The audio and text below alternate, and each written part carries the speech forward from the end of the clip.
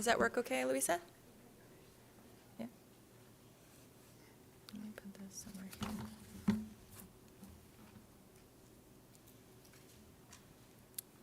You say good to go? Good? Okay.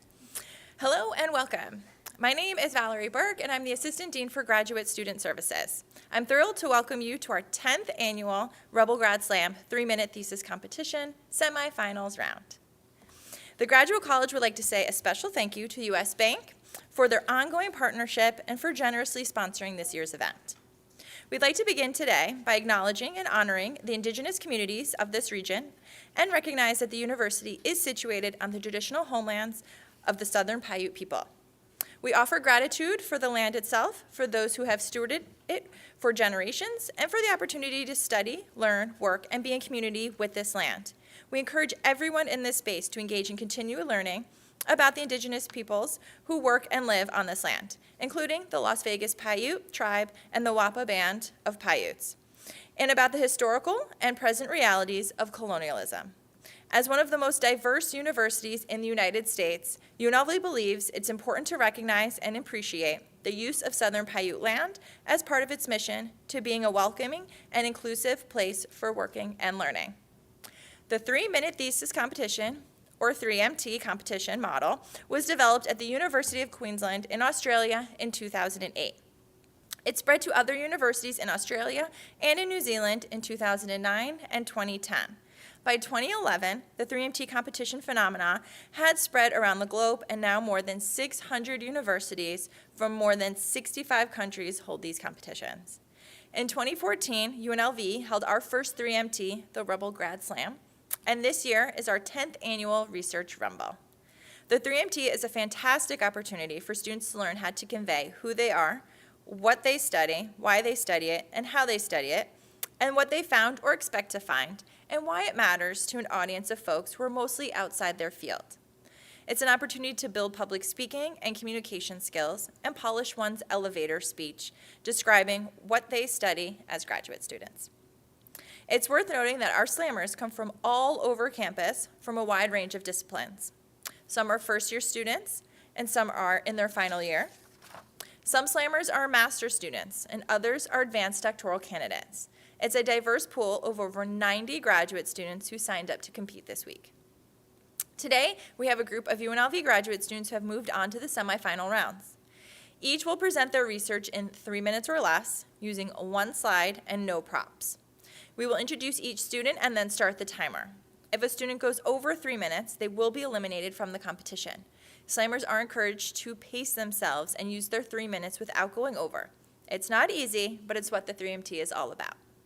The judges will be assessing the competitors based on metrics which total 24 possible points in 4 major areas: comprehension, content, engagement, and communication.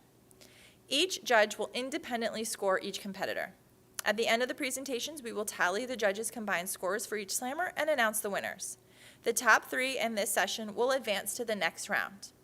9 students will then advance to the finals that are held tomorrow at 4 p.m. in the Greenspun Auditorium. The top 3 grad slammers in the final round will be awarded scholarships in order of their accomplishments. We also recognize the slammer who wins the heart of the crowd in each semifinal round with your Audience Choice Award. So audience members, make sure you scan the QR code for a ballot and cast your vote at the end of this round. We will tally votes and announce the Audience Choice Award winner when we announce the first, second, and third place winners immediately after this round. So without further ado, let me introduce the judges, and then we will get on with the Research Rumble.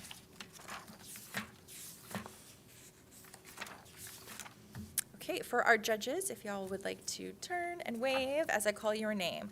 Dr. Andy Andres, Dr. Kaiyang Wu, Dr. Jennifer Barnes, Dr. Kenny Varner, Dr. Jaime Carabala, Dr. David James, Dr. Sarah Wolf, and Dr. Shengdig Zai. Thank you. Let's see. Okay, we are ready to call up our first slammer.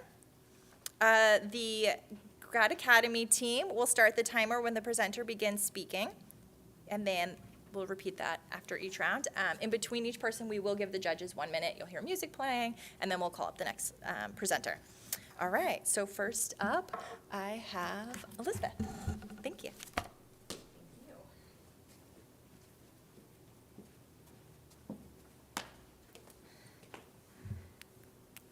Good. All right, good morning. I'm here today to talk about memory and some strategies we might be able to teach to enhance our memory. Memory is a fundamental function of our brain. It's a fundamental component of learning. Our skills, our knowledge are all stored, maintained, and expressed by memory. Memory has multiple systems. I focus on one called the working memory system. The working memory system has 4 components.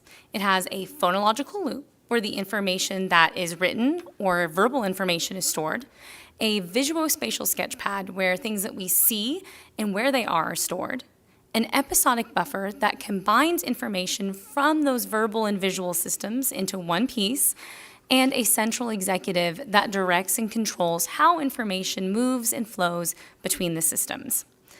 There are multiple strategies that we can already use to enhance our memory. We can use a classic rehearsal or repetition strategy. We can use memory devices called mnemonics, where we make something like an acronym to remember things. We can also try something called dual coding. Dual coding is when information is presented in a way that activates both the verbal and visual systems to work together and share their resources to enhance memory. We can think of the word cat for this. If we see cat on a vocabulary list, we have a written or verbal stimulus. We can also picture a cat, an orange cat, a black cat, any cat, and we now have a visual stimulus. The verbal and visual stimuli can work together to activate or trigger our dual coding ability. This is great for words that have those specific images, but not all words that we encounter do. So, when we have a more abstract word, we might want to use another memory or mnemonic strategy called the keyword method. The keyword method asks us to visualize something silly or bizarre to associate with a word that we need to remember. The word jaundice is a good example for this. Jaundice is when the skin takes on an orange hue. So, because jaundice kind of looks and sounds like the word juice, we might picture somebody drinking orange juice to help us remember jaundice at a later date. My research goal is to teach these strategies to individuals to see if, 1, I can enhance their memory for lists, any list, vocabulary list, shopping list, or if I can also provide support for where that trigger or activation is occurring for dual coding. I hypothesize that I can enhance memory for lists and that we can provide support for what system is causing the location of that trigger or activation mechanism. I hypothesize it's the episodic buffer where information is combined from the 2 systems. Thank you so much for your time today, and have a wonderful rest of your day.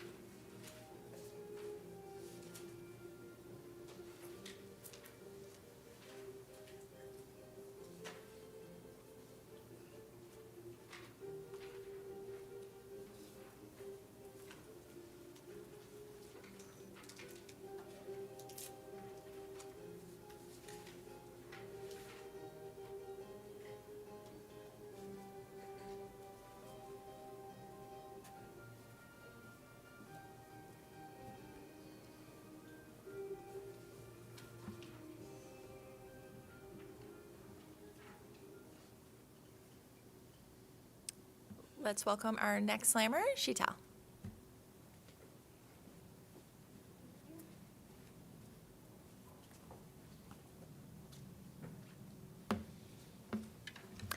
Good morning. My research focuses on addressing the critical issue of teacher shortages, which can be understood as a balance between teacher supply, that's the number of people entering the profession, and teacher demand, which is driven by the number of teachers leaving the profession and also the number of unqualified individuals in teaching positions. Nationally, we have about 36,000 teacher vacancies currently, and also about 163,000 unqualified individuals serving in teaching positions. And sadly, Nevada leads as the state with the highest teaching shortages. So why does this matter? Firstly, A, it's costly. Secondly, it disproportionately affects economically disadvantaged communities and high minority communities. And lastly, and most importantly, the quality of education has implications, far-reaching implications, for students' educational and workforce outcomes. Current educational research focuses on understanding teacher turnover, which is why teachers leave. They cite reasons such as low pay, difficult administration, school safety, high-stakes testing. And on the other hand, the policy front emphasizes teacher supply, trying to attract more people to the profession. However, what I believe is missing is really understanding, well, why do teachers stay in this tough profession to begin with? I hypothesize that it's the organizational culture within a school, along with the teacher's psychological resources, that influence teacher retention. To elaborate, psychological resources refer to the tools a teacher would utilize in stressful situations, elements such as efficacy, hope, resilience, and optimism. I'd hypothesize that collaborative cultures and innovative cultures where teachers have good peer-to-peer relationships and administrative support and also autonomy are more likely to stay in their schools. The second figure that you see there is a mixed methods model that I would employ to study this. I'm going to prioritize a quantitative study to yield some generalizable results about whether there actually is a relationship between these variables, which will then be followed up by a qualitative piece to really contextualize and further explain the statistical findings.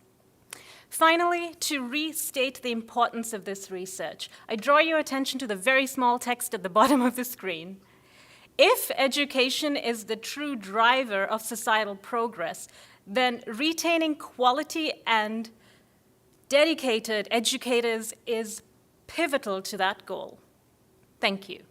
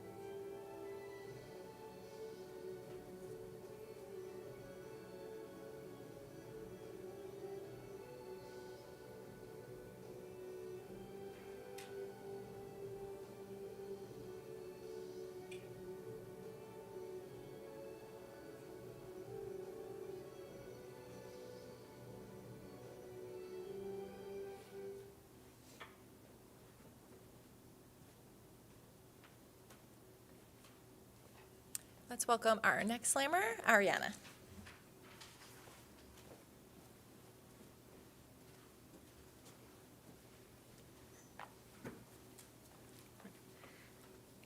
Graduate students play an integral role of higher education institutions. They're responsible for teaching a large portion of undergraduate students, for holding administrative roles, and for pushing and advancing cutting-edge research. Yet there is not a single institution in the nation that pays graduate students a living wage. So it's important to understand how, if at all, graduate students are meeting their basic needs. So Maslow defines basic needs as the physiological and safety needs like food, shelter, water, and safety that are foundational to meeting self-actualization or self-fulfillment. Decades worth of basic needs literature has showed us that it's difficult for one to be successful academically if their basic needs are not being met. And most of the basic needs literature focuses on the undergraduate and the K through 12 level and largely leaves graduate students out of the conversation. So given the important role graduate students play, the long time it can take to earn a graduate degree, and the low wages, it's important to understand how they are meeting their basic needs. And graduate school was initially designed for the upper class, white, male elite, but that is no longer the landscape of graduate education today. It is becoming increasingly more diverse. And one population that is increasing in participation is Latinx students. They now represent 13% of master's degree earners, 10% of doctoral earners, but are still largely underrepresented in higher education as a whole. And when we think about Latinx students, they're also not a monolith. They are often from many different backgrounds, such as low income, first generation college students, immigrant backgrounds, that all make accessing basic needs that much more difficult. So Kimberly Crenshaw defines the term intersectionality as the discrimination that happens at the intersection of their oppression. So it's important when considering basic needs of Latinx graduate students to do so from an intersectional perspective. So what I did is I did a systematic literature review of 20 years worth of data looking at Latinx graduate students and reviewed over 130 articles and found that most of the literature looks at the academic experience. And I found 3 themes throughout. One was that intersectionality was present in the graduate students' experience, and they often experienced barriers throughout school at the intersection of their various identities. Second was that there was a lot of focus on the graduate socialization process. However, graduate school is largely individualistic and competitive, and it clashed with that of their collectivistic culture. And last, the role of social support was vital. Having a strong faculty mentor made all the difference. However, Latinx students often had struggles finding faculty mentors who could support them holistically. And so my dissertation seeks to understand how Latinx graduate students are meeting their basic needs with an intersectional perspective and what resources they are utilizing to meet these needs. So we know that Latinx students are constantly forced to be resilient within these institutions not designed for them in mind, and I know that many survive, but I'm curious to understand how. Thank you.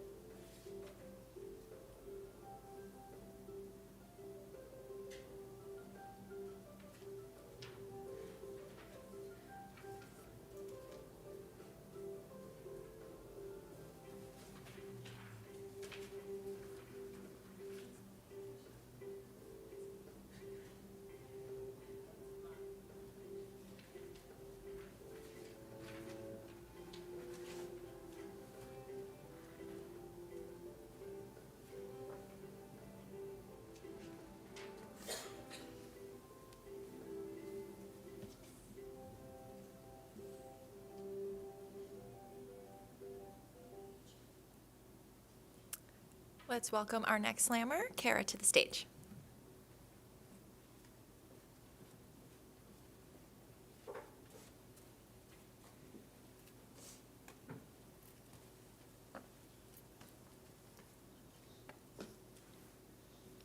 The Ivanpah Valley across the California-Nevada border is an industry hotspot. This valley is impacted by many industry projects, which include multiple solar farms. You have a golf course. There's also toxic waste evaporation ponds, and most notably Interstate 15. So this makes Ivanpah Lake probably the most frequently visited lake that no one has ever really heard of. The lake has been thought to be dry since the end of the last ice age. That's why we're able to drive through it. However, recent geologic research has shown that not to be the case. Rather, Ivanpah is a lake that would continually shrink and recharge and refill up until approximately 1,000 years ago. The rocks at the lake remember this diverse history. Resources at the lake include numerous archaeological sites, which represent how people adapted to this changing landscape. At the south end of Ivanpah, you can see all of these fire features on my slide. Those are roasting pits, which would have been used for wetland processing plants, such as tule potato or other tubers. They're so scattered because these people were using these resources to follow the lakeshore as it would expand and as it would shrink. Up toward the north, where you see the bows and arrows, those are hunting sites, which represent people coming down from the mountains to hunt game in these wetland grass resource patches. We have this fun little shrimp that's there. That's not what they actually look like. These are freshwater shrimp called tadpole shrimp, which are indigenous to the Ivanpah Valley. They look like miniature little horseshoe crabs, and they can only hatch after the soil is completely dry and their eggs are allowed to rehydrate with ephemeral rains. So you can see how people are adapting to this changing landscape based on climate. The name Ivanpah remembers that this is a lake as well. Ivanpah is derived from the Nuwuvi Southern Paiute term meaning good, clear water. The cultural memory of this being a full lake full of resources is alive. You also have two trails which intersect here. So one of those trails in particular intersects 4 different states in the desert Southwest region. So this is a very well-traveled region. For 10,000 years, this has been the most frequently visited lake in the area because of the confluence of these trails. All of these factors argue for preservation of the lake, especially as I-15 has been cleared for high-speed rail expansion, and there's some movement to put an airport in the bed of the lake as well, which could be a terrible idea considering the summer monsoons which have flooded it for the past 2 years. So I argue that we should try to preserve this lake because the cultural memory is alive, and we need to preserve it for the people of the past, present, and future to preserve this landscape and keep the memory of Ivanpah being a full and productive lake alive for these people. Thank you.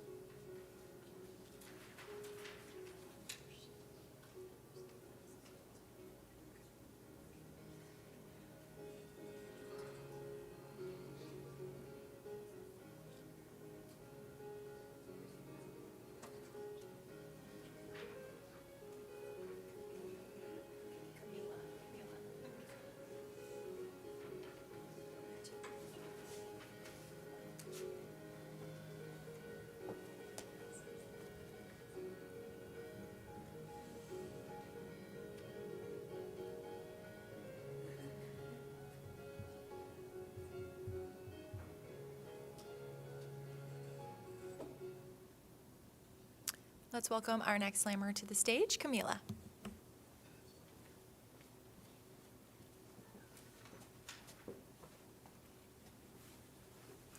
My friends, have you ever asked yourself, who am I?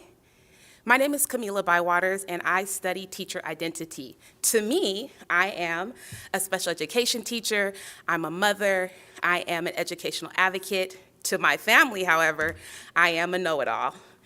Teacher identity is very important to study because teachers spend a lot of their time with our students. And we know there are times when teachers go off script. My work is grounded in qualitative research. I look to specifically focus in on narrative research to study who my teachers are. So through interviews, I will capture the teacher's stories and utilize and look for different themes that are connected to intersectionality, critical race theory, and identity theory. Why is this work important? This work is extremely important because it is an invitation for teachers to think about their experiences, their ideologies, their thought processes, and how they became the individuals that they are. This work is extremely important because as our student populations continue to change, we're seeing more diversified classrooms, minoritized students are becoming more into our population of students. And it's important that teachers are able to make decisions that capture the experiences of all of their students.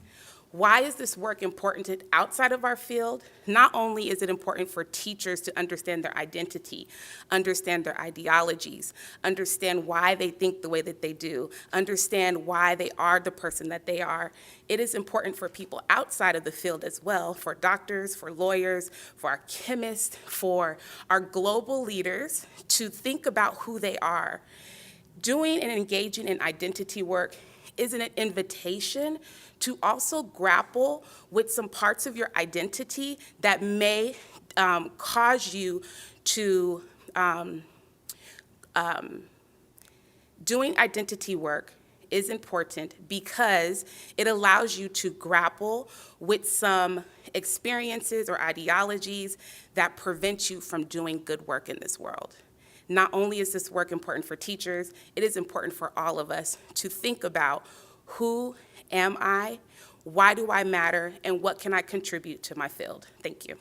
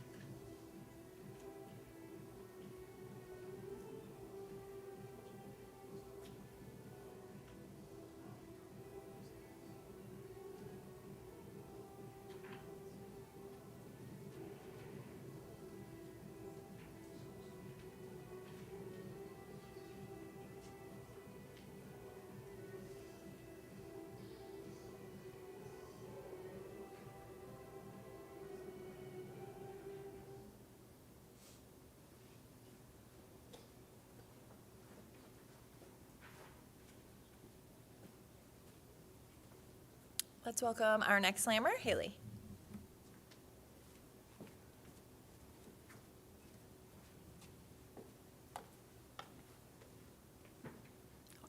Hello, my name is Haley, and my thesis is focused on validating a novel TMS circuit to induce motor plasticity after stroke. So stroke is the leading cause of long-term disability throughout the world. It can impair daily motor tasks that were once seemingly simple and make them almost impossible. This is like buttoning a shirt or tying your shoes. Stroke does this by preventing blood flow to brain tissue. It blocks supply and then causes tissue death. That tissue death then causes a toxic wave of excitability to spread to surrounding tissue. And that excitability actually causes dendritic shearing. And this is really important because dendritic spines are the basis of communication for neurons. It forms those neural circuits that allow you to move. And so you can kind of think of this like a light bulb. If you damage or cut a wire in your house and the electricity can't get to the endpoint, the light bulb won't turn on. And so just like this, stroke damages the wires in your brains, the signals can't get to their endpoint, and then movement is impaired. So what can we do as neuroscientists to help this? Well, I think we can use transcranial magnetic stimulation, TMS for short. TMS non-invasively stimulates neural tissue, and you can actually place a TMS coil over the brain and cause someone to move. That's super exciting because it means that those motor circuits that are damaged after stroke could be directly targeted with this technique. However, we actually lack the evidence for where and when to stimulate after stroke, and we can't do that in patients. So my focus is using a rodent model of TMS to identify the spatial and temporal targets of where to stimulate after stroke to improve motor outcomes. The first step in this was actually inventing the circuit, and I was able to work with an amazing group of electrical engineers on campus to design a circuit that could stimulate in rodents. And the first step in validating the circuit was to show that it could actually cause movement. So we placed the coil over the rodent's skull, and you can see in the lower left that when we stimulate, the rodent's paw moves. That was really exciting. But next I wanted to show that we could actually change communication between cells. So those dendritic spines, could we change them with TMS in rodents? And in that middle panel, you can see that compared to controls, which normally have about 6 dendritic spines per 10 micron segment, when we stimulate with TMS, we can increase that to 12 spines per 10 micron segment. That was really exciting because it means over the long term, we can change those neural circuits and increase their communication. So this means we have a great therapeutic potential now of TMS in rodents to identify both the spatial and temporal targets of stimulation that could improve motor outcomes after stroke. I'll now take this evidence and apply it in a rodent model of stroke and determine what exactly those spatial and temporal targets are. Thank you.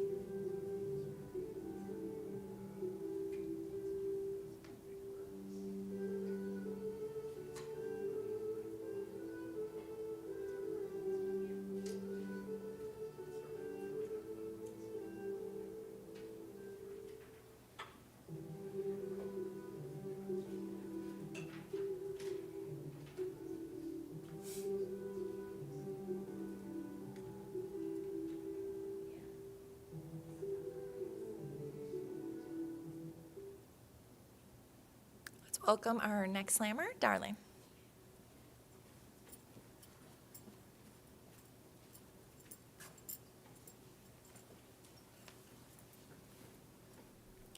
One in 5 adults experience a mental health condition. That's about 50 million Americans, and the number keeps increasing. Mental health conditions can affect any race, age, income, education level, and religion. Even with more discussion, there is still a stigma around mental health. Now, let's all imagine a woman of color who's expecting or who has just had a baby, and from others around them, they might hear, "You must be so happy. You must love your baby so much. You're such a strong mom." However, they're experiencing symptoms that include this constant worry about their baby's health, not being able to connect with their child. Now, if it lasts a typical baby blues, and it can be diagnosed as a prenatal mood disorder like postpartum anxiety and postpartum depression. But how does a mom truly tell others how they're really feeling without the shame and stigma? The stigma of mental health, the medical mistrust, and the language barrier are all reasons why moms of color do not share exactly how they're feeling, as a fear of being a bad mother and or their child being taken away from them by CPS. However, if a mom of color does seek those services, then that be considered as a sign of failure. Roughly 1 in 5 moms experience a prenatal mood disorder, and suicide is the third leading cause of death in maternal health. So, just a quick recap, a prenatal mood disorder is a mental health disorder within pregnancy as well as during the postpartum period. It's one of the most disabling mental health conditions. So, in a qualitative semi-structured study with the support from my advisor, I plan to interview 6 to 10 OBGYNs within the community as either a resident and or who have had previous experiences of seeing patients from many different settings in Las Vegas, Nevada. I hope to first investigate what are some of the practices that OBGYNs are currently doing in order to support moms of color in prenatal mood disorders for education, screening, and treatment. Second, I also hope to find out what are some of the strategies that OBGYNs are doing in the healthcare system in order to increase that trust. So, as a woman of color myself, I have seen the impact that an untreated prenatal mood disorder has not only on the mom, the child, but the entire family system. So, with this study, I hope to continue this conversation about how exactly do we support moms of color during this stage, as well as how do we continue this conversation about mental health and overall how we can best support that with many different chapters in someone's life. Thank you.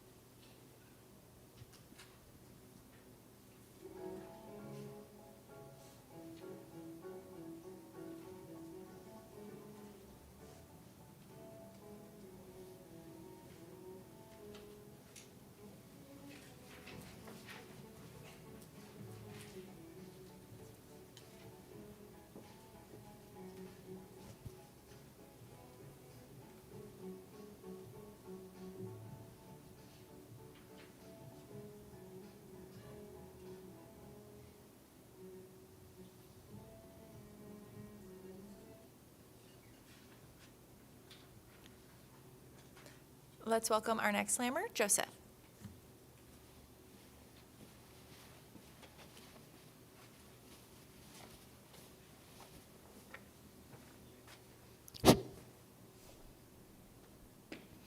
Afternoon. Have you ever wondered how Las Vegas got started? Who were the people that were here first? I became obsessed with the small town life that I found in the early histories. And I went out and actually found the oldest people that were alive that were born in Las Vegas, like Cecilia and Alicia Rivero in this picture here. So I found from these people who were born as early as 1910, 1913, 1915, whose parents were born in the 1870s and 1880s and were the first pioneers for the Las Vegas Valley. So I went through their personal photos and archives, used photographic evidence, and triangulated it with other archives that were available, and soon found out the origin stories for the valley were completely wrong. What had been passed forward was false and untrue. So the story goes, through a magical auction, 3,000 people showed up and bid on lots in the downtown area, and Las Vegas was born. Not true. About 160 people showed up, bought some of the lots, and there were already populations covering 8 areas within the valley. Primary among them, McWilliams Las Vegas town site, blue in center here, which opened a year before this auction. So at the top here, Wilson Avenue was actually the first commercial district in the valley, not Fremont Street, Wilson Avenue. Does not exist any longer because they ran a freeway through it. There were 8 other areas that had development. In orange, the Kyle and Stewart ranches. In green, transitional areas where miners, families, railroad workers gathered before town sites were open. And all these areas in blue were 4 other town sites that were opened before the auction commenced. So my research is important for 2 main reasons. First of all, I gained this information from this generation before they were gone. 95% of the initial people I've worked with are deceased. Secondly, all of these other areas, the history has been erased. You know nothing of any of these people because the dominant story that's been celebrated in Eldorado parades and such was this magical auction. So I've basically completely rewritten the entire history of the formative years of Las Vegas Valley from 1902 to 1907. And it reveals some incredibly hardy folks that somehow stopped here in Las Vegas Valley, Los Angeles, just right next door there. This was a miserable place. And these people were the true pioneers that set this great city in motion. Thank you.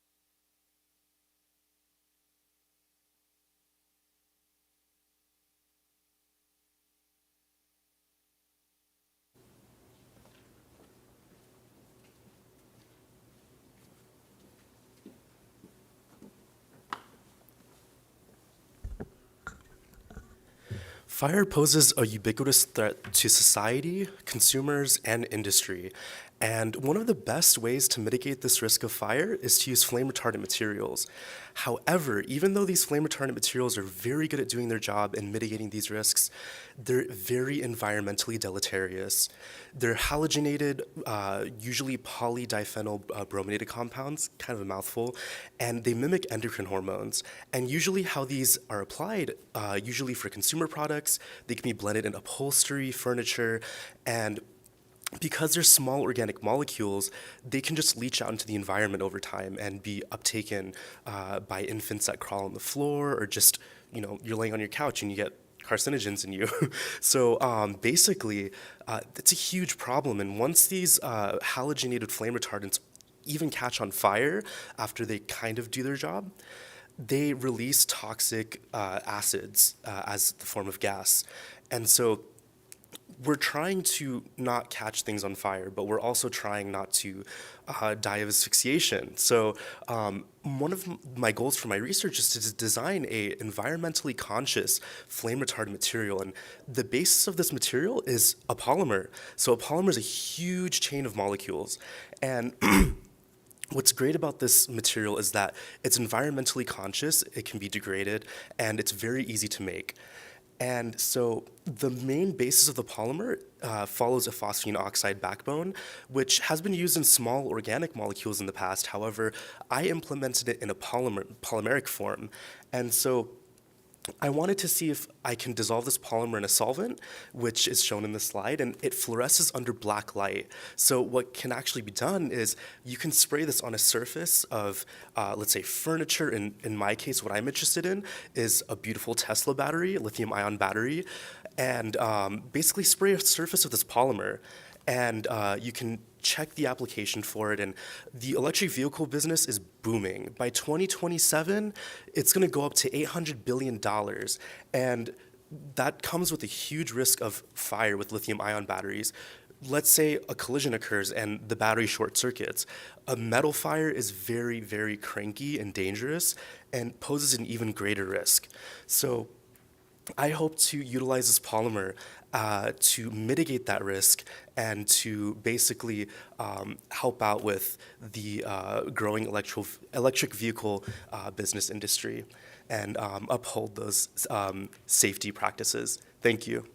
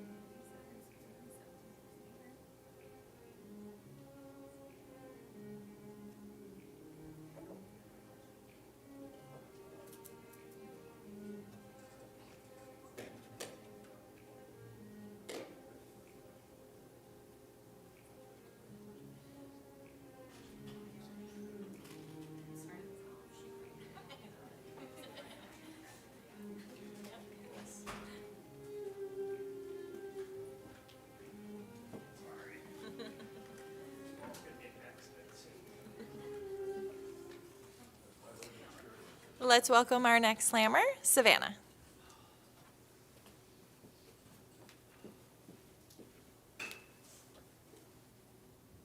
Space, the final frontier, to boldly go where no man has gone before. Yes, that's a quote from Star Trek, but this quote encapsulates the adventurous spirit of humanity, inspiring generations to dream of reaching beyond Earth, propelling scientific advancement and innovation. A true pinnacle of scientific advancement and one of mankind's greatest collaborative feats is the International Space Station, a borderless spacecraft where, regardless of age, language, and nationality, people from across the globe are working together to advance humanity. The research done on the International Space Station not only enhances the scientific understanding of our planet, but improves human health, develops cutting-edge technology, and inspires and educates the youth. Innovations developed in space can be transferred to improve life on Earth and highlight how space research can be used to solve the world's most toughest challenges. One challenge is a lack of clean water across the globe. Water recycling and filtration was first used on the International Space Station to provide the basic needs of astronauts without resupply missions. Now, lesser advantaged communities can have access to these advanced water purification systems, which can be life-saving. But what happens if the water recycling system fails? Well, water is essential to life on Earth, so astronauts can no longer survive, halting pivotal scientific research. My area of research is dedicated to ensuring the functionality of the water recycling system on the International Space Station. A key component in the water recycling system is a water filtration media called activated carbon. Think of your Brita filter. It's a component that filters water. The problem with the current media being used on the International Space Station is that it cannot remove a contaminant called dimethylsulfone from water, which is causing the water recycling system to fail. My work focuses on modifying this water filtration media with an ionic liquid, which are special types of liquids made up of charged particles. These ionic liquids don't behave like typical liquids such as oil or water. In normal liquids, molecules are free to move around. However, in ionic liquids, molecules are strongly attracted to each other. This causes the ionic liquid to have some pretty unique properties, which can help remove contaminants from water. And removing dimethylsulfone from water can help ensure the functionality of the water recycling system so that astronauts can continue their efforts of advancing humanity. But why should you care? Because space unites everyone that has ever lived. Ever since there have been people, we have looked to the sky and wondered at the stars. We have looked to space as our final frontier for hundreds of years, and now we can look at space as a place for innovation that can help everyone on Earth. Thank you.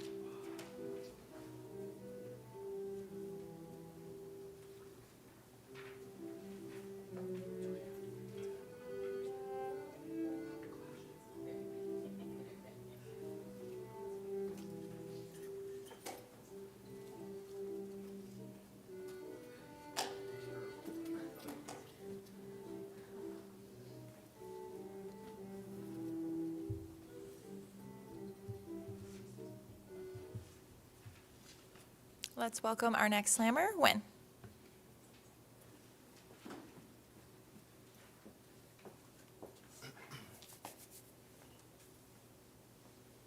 Testing, okay.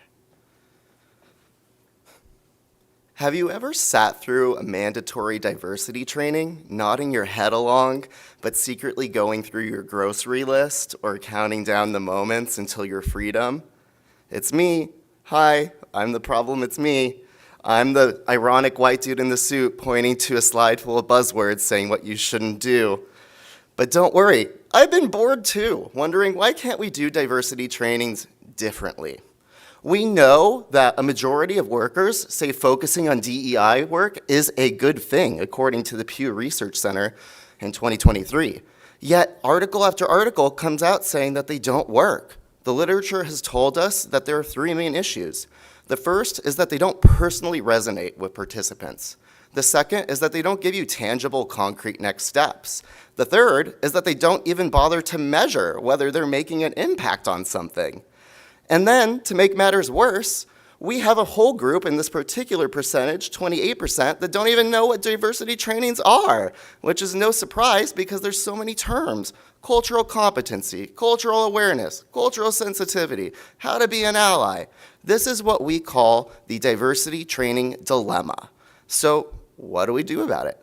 Well, that's where my research comes in. As a DEI consultant, person with a law degree, and now doctoral researcher in multicultural curriculum and instruction, I'm applying the scientific method to diversity training. So I use a pre-test and a post-test of the heteronormative attitudes and beliefs scale, which is a empirically validated and reliable tool that can determine somebody's potential likelihood to engage in homophobia.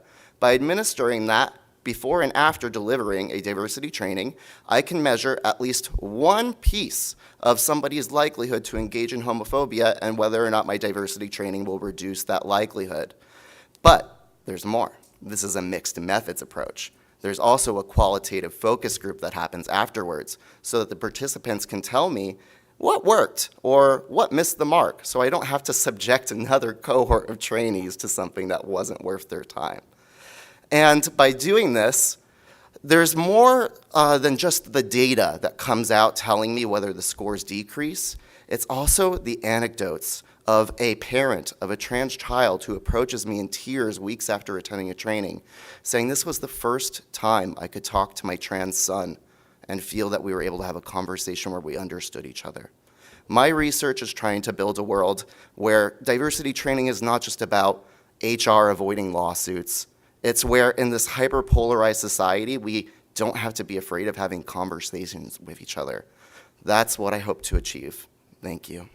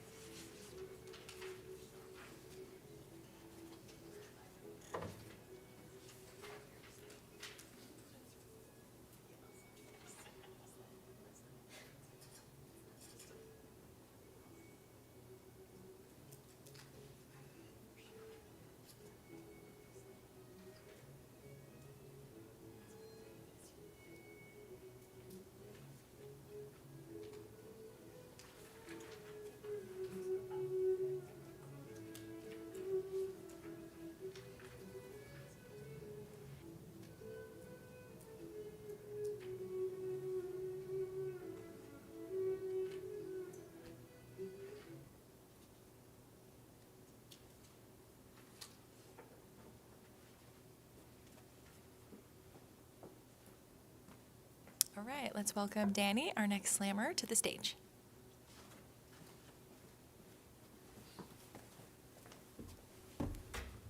Hi, I want you all to take a moment and look at that purple dot in the top right corner of the screen.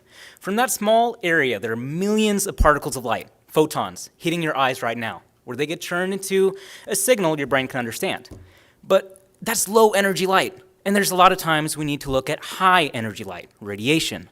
Like when you're treating a cancer patient and you need to know exactly how much radiation you're dosing them with. Or you're observing deep space shenanigans through a telescope and you need to catch a single high energy photon coming at you from anywhere in the great expanse. Or you're diagnosing nuclear materials. So we have a class of devices called radiation detectors. And in those applications, we work on a very fast timescale. So we have a subclass called photomultipliers. And there are two on the screen right there. The one on your right is traditional. It's old. It's the one we've relied on for 50 years, but that's the issue.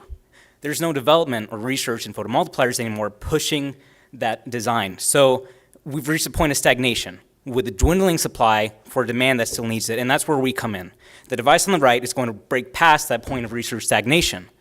And they operate very similarly. You get a high energy photon come in, you slow it down, make it a low energy photon, turn that into an electron. That becomes a bunch of electrons, which you turn into a signal that can be understood. Except the device on the right is the one on the left is a 5-inch glass tube with an absence of air particles inside of it. The one on the right is no bigger than a quarter, and it also has an absence of air particles inside of it. So about a year ago, Robert Buckles from the Department of Energy Complex came to us with this device and said he needed help assembling it and testing. There are 2 specific processes you need to do that. First, for any photomultiplier, you need to coat the whole thing with an element called cesium. It just acts like a springboard for electrons to bounce off of.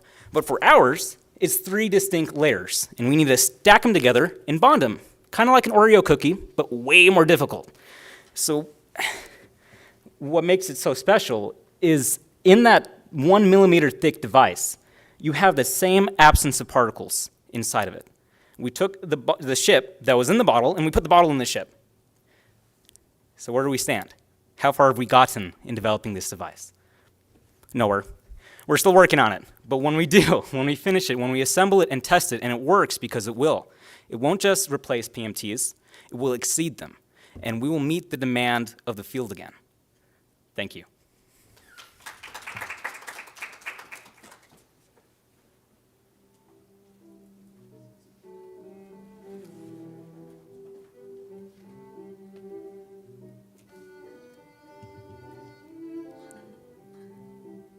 All right, I'm just going to thank everybody really quickly now as we break. The judges are going to take a few minutes to tally up all their scores, and then our Grad Academy team is going to work to find out our top 3. In the meantime, you will see a QR code pop up on the screen, and we ask that the audience to please complete the audience choice ballots and hit submit on their phone, and then we'll announce the winner of that when we announce the top 3. If you have any questions, you can just let me and Alyssa know. We'll be right here. And yes, judges, please notice that the last person is, they weren't able to make it. Yeah. Alyssa did tell me to tell you that, and I forgot as I was walking up here. Yeah, so please just skip the last person, Alyssa.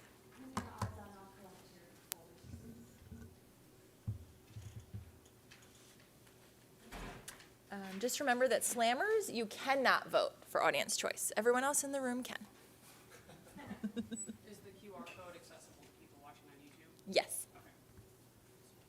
Are the judges allowed to vote on that? Yes. Oh, that's cool. Yeah, Alyssa told me that earlier.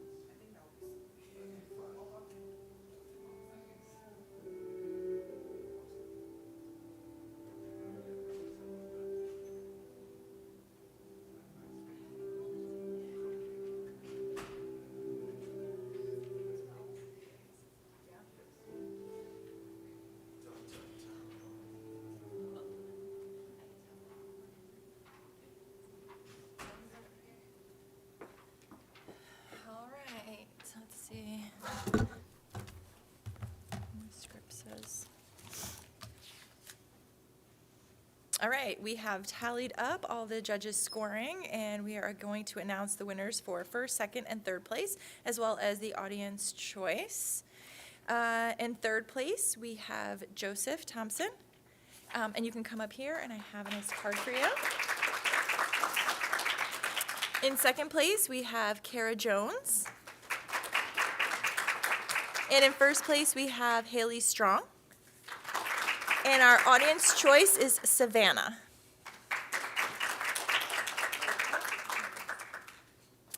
So thank you all for coming today. Congratulations to all our slammers for making it this far. I know that this is not easy. And thank you to our judges. We can't do it without you. We hope everyone will join us tomorrow at finals. So tomorrow, Friday, 4 p.m., everything starts in the Greenspun Auditorium. And then following the competition, there'll be a beautiful reception, food and drinks. So we hope everyone will join us. If you have any questions, Alyssa and I are here. Just come on over. Thank you.